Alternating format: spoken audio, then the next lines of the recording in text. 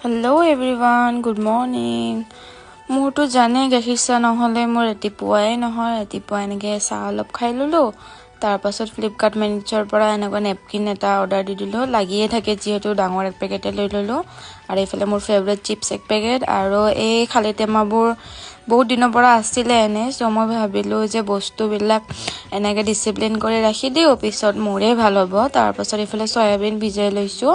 দিনত বনাবলে আৰু এটা কমলা আছিল আৰু কমলাটো খালো মই বনাই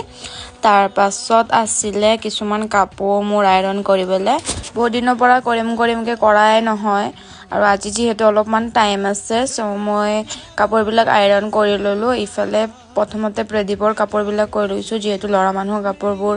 অলপমান ডিসিপ্লিনত থাকিলে ভাল লাগে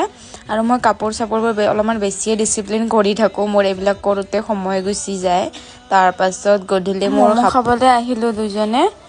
আৰু ঠাণ্ডা দিনত মমটো খাই ভালে লাগে